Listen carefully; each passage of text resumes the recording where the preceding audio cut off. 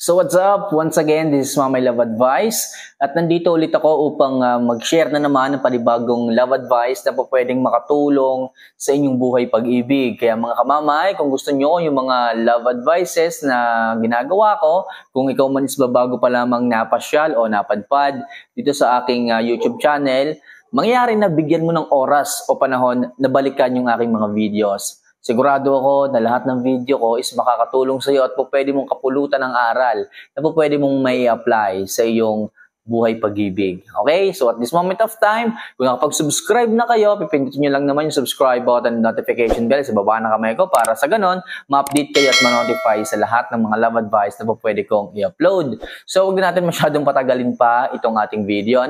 So pag-uusapan natin ngayon is mga bagay na dapat meron ka o mga bagay na dapat maging ikaw. Okay, kailangan mo itong gawin para sa ganon is manatili sa iyo ng isang lalaki para mas mahalin ka pa niya at hindi ka ipagpalit sa iba. Okay, so kung gusto niyo yan mga kamamay, ito yung number 1 tips ko sa inyo. Para manatili sa inyo ang isang lalaki, kailangan wag po kayo magkukumpara. Okay? Yung previous na naging jowa ninyo at yung ngayon, for example, meron kayong bago ngayon na jowa. Okay? Baka palagi nyo kinukumpara yung ugali nito sa inyong ex. So, para sa aming mga lalaki, kapag ginagawa nyo po yan, palagi nyo sinasabi na, buti pa yung ex ko.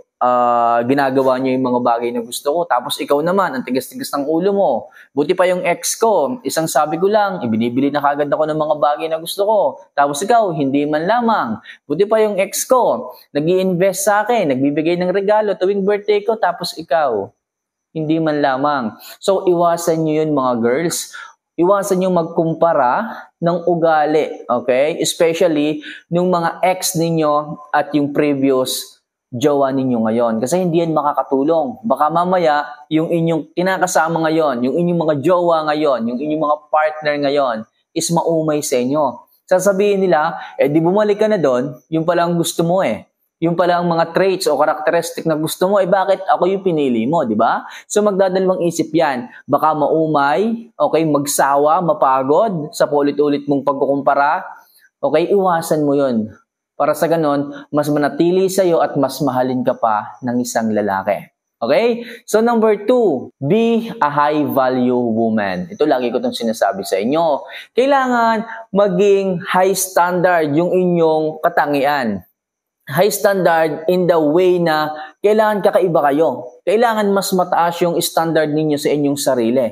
Ibig sabihin, hindi kayo yung kagaya ng mga babaeng pipitsugin na walang ibang ginawa kundi ang maghabol ng maghabol. Ang isang high-value woman, hindi niya ugali ang maghabol. Kung ayaw mo sa akin, di huwag. Okay? Kung pinabayaan mo ako, di bahala ka. Yan yung mga high standard. So, paano ba maging high standard sa mata ng isang lalaki? So, lagi ko sinasabi sa inyo, self-improve. Mag-self-improve kayo. Paano ba mag-self-improve? Baka mamaya, yung iba nating mga girls dito, mga subscribers, hindi alam ang mag-self-improve. So, pagandahin nyo, pataasin nyo yung antas ng pagkababae ninyo. Paano? So, maghanap kayo ng trabaho. Okay? Maghanap kayo ng trabaho. Huwag puro love life ang inyong atupagin. Baka mamaya, maghapon na kayong umiyak ng umiyak dahil sa iniiwan kayo ng inyong mga jowa. Dahil sa pinabayaan kayo ng inyong mga partners, walang iba, kundi nagmakaawa na kayo ng makaawa. So, hindi ganon. So, kung high standard woman ka, kailangan kaya mong tumayo sa sarili mong mga paa. Paano? Maghanap ka nga ng trabaho, tapos wag kang umasa palagi sa partner mo, wag kang umasa sa mga taong nakapaligid sa'yo. So, kailangan tumayo ka sa sarili mong paa. Para sa ganun, hangaan ka ng isang lalaki. Hangaan ka ng partner mo. Maisip niya na kahit wala siya, kaya mong tumayo, kaya mong mabuhay, kaya mong makasurvive ng ikaw lamang. So kapag ganyan, iisipin ng iyong kapartner is katulong ka, hindi ka pabigat. So yan yung meaning para sa akin ng high standard. So kapag ganyan, malaki yung possibility na manatili sa iyo ang isang lalaki. Alright? So number 3, maging kalmado ka sa inyong relasyon. Okay? So pag sinabing maging kalmado ka, kailangan chill ka lang. Huwag kang masyadong mahigpit. Baka mamaya, sa sobrang pagmamahal mo sa iyong jowa, masyado ka nagiging mahigpit. Ayaw namin yan. Masyadong nakakasakal yan pagdating sa amin. Bakit?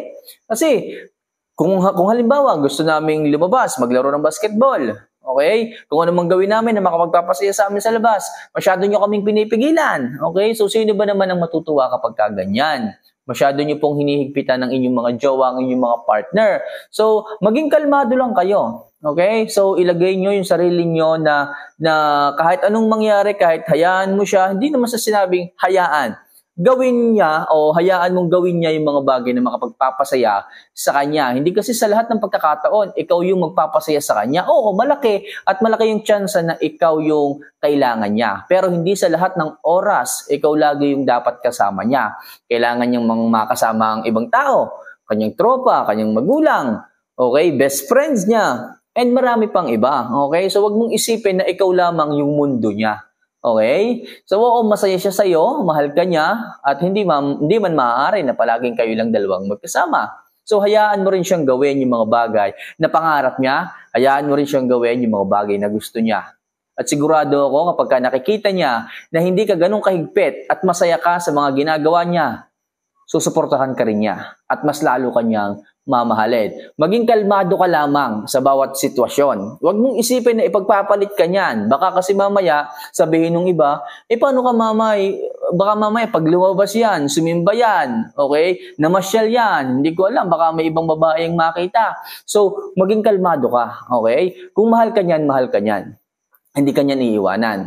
Magtiwala ka lamang, at kung sakaling iwanan ka man yan, sabi ko nga, be a high-value woman. Kung iwanan ka man yan, hayaan mo siya. Hindi lang siya ang lalaki. Okay? Siya yung nawalan.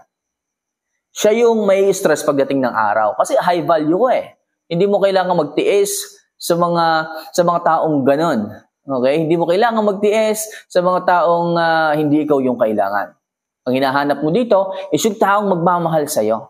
Ang hinahanap mo dito is yung taong kaya kang pahalagahan.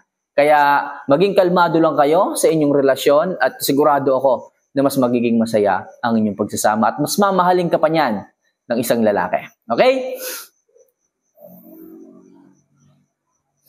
So next, magtiwala ka sa kanya. Ito para din itong yung ating isang tips kanina, no? Maging kalmado ka. Kailangan mong magtiwala. Hindi porke meron ka nakikitang kausap niya, hindi porke marami siyang nakakasamang babae, is maghihinala ka na. Yung tiwala nawawala. Okay? Lagi mong iisipin na kapag tumatawa siya sa iba, na kapag nakita mo na marami siyang kasamang babae, is nambababae na. Okay? Is pinagpalit ka na. Well, hindi ganon. Hindi ganon. Kailangan bigyan mo siya ng tiwala. Kasi kung alam mo sa sarili mo na mahal ka niya, kahit sino pang makita niyan, kahit sino pang makasama niyan, hindi ka niya ipagpapalit. Oo, ngumingiti, tumatawa. May kinakausap siyang iba. Well, hindi naman ibig sabihin nun, pinagpalit ka na eh. Well, hindi naman ibig sabihin nun, hindi na ikaw yung kanyang mahal. Okay? So, magbigay ka lang ng tiwala sa bawat kanyang ginagawa, sa bawat kanyang pinupuntahan, and sigurado ako na mas mamahalin ka niya. At magtataka yun. Okay? Magtatanong yan, honey, bakit hindi ka nagagalit? Mga babae yung kasama ko. So, pwede mong sabihin na, kilala naman kita. At alam ko, mahal mo ako. Kaya nagbibigay ako ng tiwala. Kapag yun, na nakita at narinig ng iyong partner sa'yo, mas mamahalin ka pa niyan. Kasi binibigyan mo siya ng tiwala eh. Pero, sasabihin ko sa inyo, hindi sa lahat ng pagkakataon, ang tiwala ay hindi nasisira. Kaya mga kamamay, tingnan nyo rin, i-monitor nyo rin. Kasi most of the time, kapag hindi ka nagbigay ng tiwala, madalas, yung relasyon nasisira. Okay? So next, huwag masyadong mabilis mag-reply. Eto, kapag masyado kasi kayong mabilis mag-reply, iisipin ng lalaki na wala ka ng ibang ginawa kundi ang mag-abang ng aking message. Nawawala yung excitement. Baka mamaya, mabilis ka pa sa alas 4 mag-reply. Okay? So, nag-chat lang siya ng okay, sige. Sinundan mo kagad ng sobrang haba dahil mawawala na yung usapan ninyo. So, hindi ganon, mga kamamay. Para mas mahalin ka pa ng isang lalaki at mas mahalin ka pa sa paraang gusto mo, kailangan bawas-bawasan mo yung pag-chat sa kanya. Lalong-lalo na kung wala namang mahalagang sasabihin. Kasi isipin nito ng isang lalaki na, ito palang babae na to, talagang malaki yung gusto sa akin. Okay? Nakakaumay rin pala kapag lagi ko siyang kachat.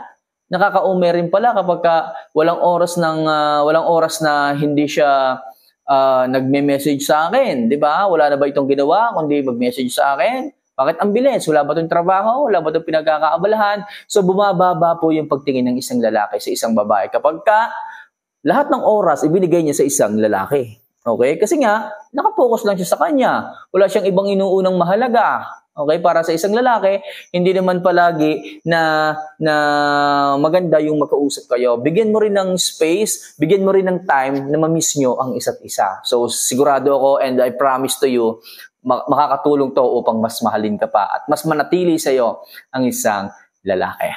Mag-effort ka rin paminsan-minsan. Okay? So kahit babae ka, oo, hindi mas pag sinabing babae, ikaw na lahat yung aalayan. Okay? Baka kasi mamaya mali yung inyong pagkakaunawa na syempre babae ako. Ako dapat lagi yung makakatanggap ng flowers, ng chocolates, ng gifts. Hindi ganon. Baguhin nyo yung sistema ninyo.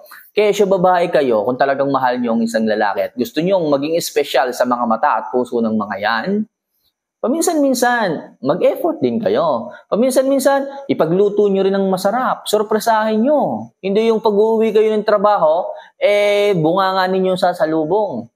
Hindi pag-uwi kayo ng bahay, hindi pa kayo nakakapagluto. Tapos yung panglalaki yung paglulutuin ninyo, di ba? So, wag yung ugaliin na gano'n, mga girls. Paano kayo itatrato ng maayos ng mga boys at pahahalagahan kung nakikita nila na hindi sila komportable sa inyo, di ba? So, pakita nyo na may peace of mind sila sa inyo. And last, huwag kang mag-message palagi, okay? Yung pag-message nyo kasi palagi sa isang lalaki, makakaramdam sila dyan ng pagkaumay Nawawala yung pagka-miss ng bawat isa, especially nung lalaki. Bumababa nga yung pagtingin ng isang lalaki kapag palagi kayo o walang oras kayo nag-chat sa kanya. Okay? Especially kung siya is nasa trabaho. Meron siyang ibang ginagawa. So, kailangan iwasan nyo palagi na mag-message palagi at huwag kayong uuna sa pagme-message. Kasi kapag umuna kayo sa pagme-message, nawawala yung pagka-miss. Pero kung kayo yung magtitiis o mag-iintay ng message sa kanya, sigurado ako na mas marami siyang topic na nakahanda. Marami siyang gustong pag-usapan. Alright? So sana mga kamamay makatulong yung mga simpleng tips na yan pagdating sa buhay pag-ibig upang mapanatili at mas mahalin pa kayo ng isang lalaki. For more video and tips, just click the subscribe button and notification bell. Hanggang sa muli mga kamamay, see you for our next vlog. Bye!